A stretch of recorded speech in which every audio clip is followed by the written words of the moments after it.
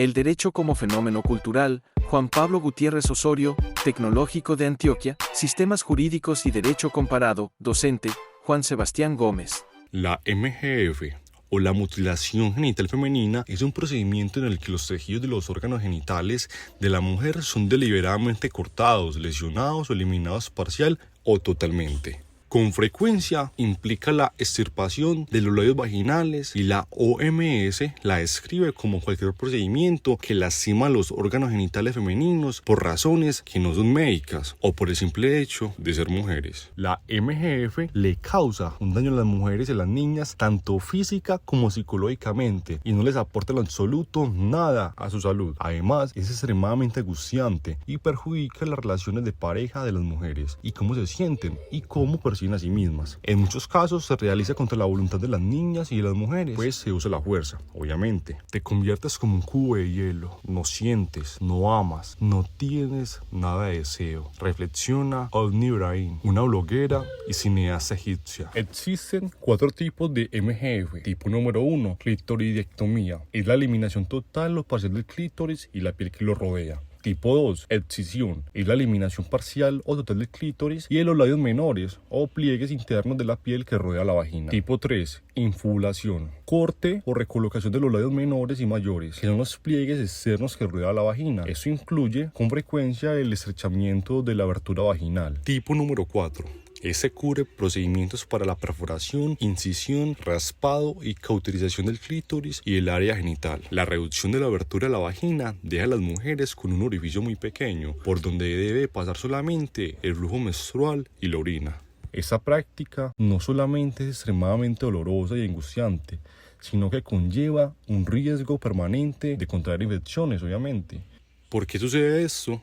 Los argumentos más comunes para infligir la MGF son de diferente índole: aceptación social, ideas erróneas sobre la higiene, una forma de conservar la virginidad para hacer que sea más fácil casar a la mujer y aumentar el placer masculino solamente. En algunas culturas, la MGF es considerada como un rito de transición hacia la vida adulta y también es un requisito matrimonial. Algunas mujeres de la tribu Masái en Kenia han alzado su voz en contra de que se produzca una prohibición de que se lleve a cabo la MGF por temor a que las niñas que no se sometan al procedimiento no consigan casarse o se vuelvan promiscuas. Aunque no existen ventajas higiénicas o beneficios para las mujeres que son mutiladas, las comunidades que practican ese procedimiento creen que las vaginas de las mujeres necesitan ser cortadas y las mujeres que no se someten al procedimiento no se las considera saludables, limpias o incluso valiosas. Con frecuencia son sometidas en contra de su voluntad. Y profesionales médicos en todo el mundo creen que es una forma de violencia contra las mujeres y una violencia de los derechos humanos, obviamente. Y cuando es infligida a menores de edad es un tipo de abuso infantil también. ¿Dónde se practica? Se estima que la MGF se practica actualmente en África, partes del Medio Oriente y en Asia, pero también en comunidades de inmigrantes en Europa y el norte de América y Australia, así como entre la comunidad indígena en Vera y en Sudamérica. Muchas de las mujeres encuestadas a nivel mundial por UNICEF y la OMS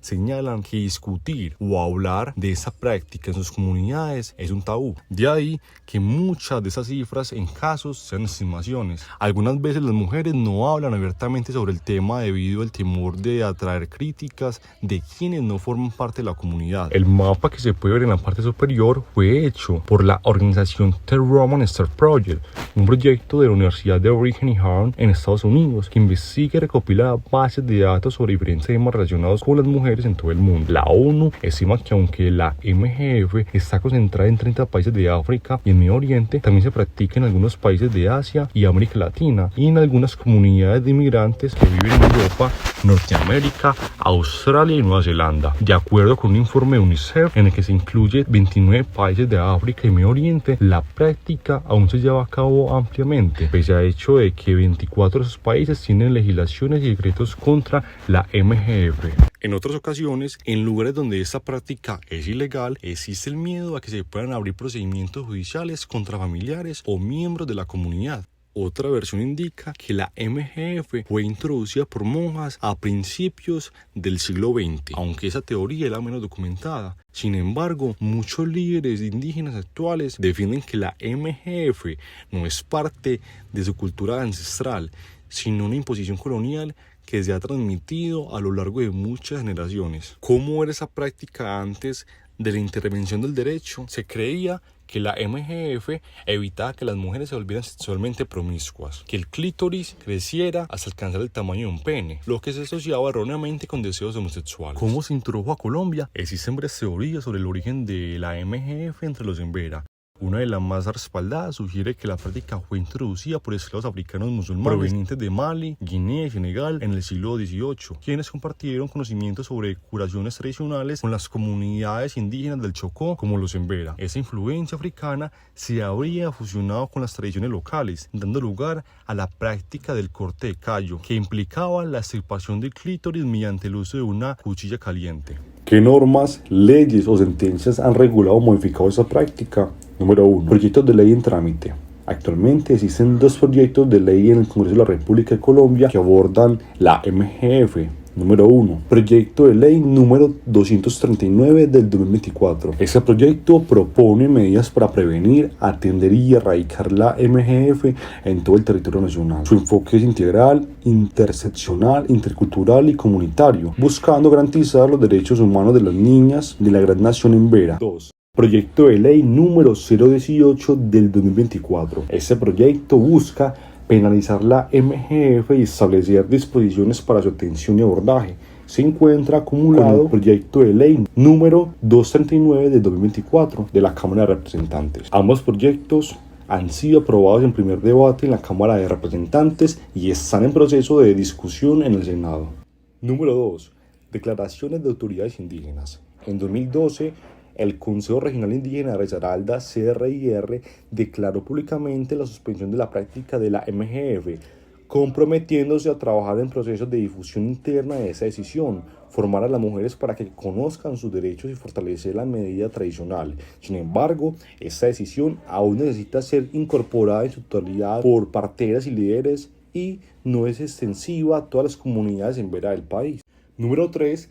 Recomendaciones de organizaciones internacionales. Desde el 2013, el Comité para la Eliminación de la Discriminación contra la Mujer ha expresado su preocupación por la práctica de la MGF en algunas comunidades indígenas de Colombia, incluida la comunidad embera, y ha recomendado al Estado colombiano realizar esfuerzos conjuntos con las autoridades indígenas para eliminar la MGF, incluida la sensibilización sobre sus efectos perjudiciales para las mujeres y garantizar la aplicación de las decisiones adoptadas por la CRIR con respecto a la práctica. Además, la legislación internacional, como la Declaración sobre la Eliminación de la Violencia contra la Mujer de 1993 de la Asamblea General de las Naciones Unidas, considera la MGF como una forma de violencia contra la mujer, lo que ha influido en la legislación colombiana y en sus refuerzos para erradicar esta práctica. ¿Cuáles han sido las consecuencias sociales y culturales de este cambio? Consecuencias sociales y culturales. Número 1.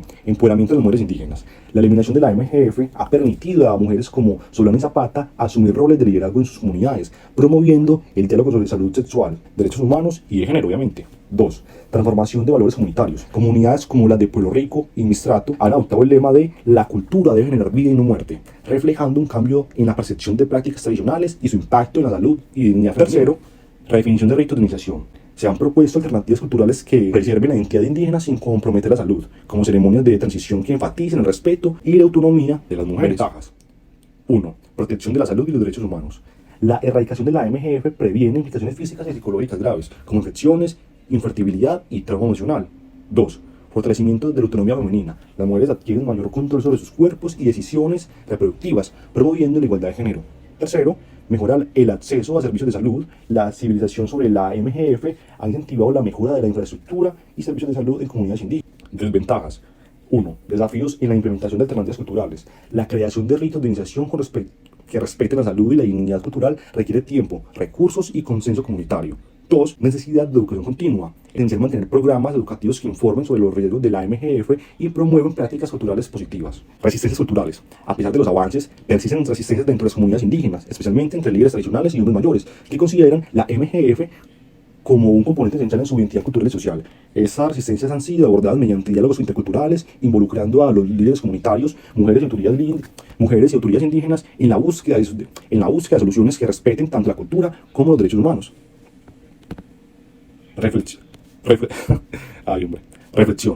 La regulación jurídica de las costumbres y tradiciones es esencial para garantizar para garantizar que las prácticas culturales no vulneren los derechos fundamentales de las personas. La regulación jurídica de las costumbres y tradiciones es esencial para garantizar así que las prácticas culturales no vulneren los derechos fundamentales de las personas. Aunque las costumbres reflejan la identidad y valores de una comunidad, su reconocimiento como fuente de derecho debe estar condicionado a que no contravenga principios constitucionales ni derechos humanos internacionalmente reconocidos. En Colombia, la costumbre reconoce la autonomía de las comunidades indígenas para regirse por sus propios usos y costumbres, siempre que no sean contrarios a la Constitución y las leyes de la República. Eso permite una convivencia armónica entre el pluralismo jurídico y el respeto de los derechos humanos. La regulación jurídica también contribuye a la evolución del derecho, adaptándolo a las realidades sociales cambiantes y promoviendo la participación ciudadana en la creación de aplicaciones de normas. Sin embargo, es esencial que esa regulación se realice de manera respetuosa e inclusiva, involucrando a las comunidades en el proceso y asegurando que sus voces sean escuchadas y consideradas.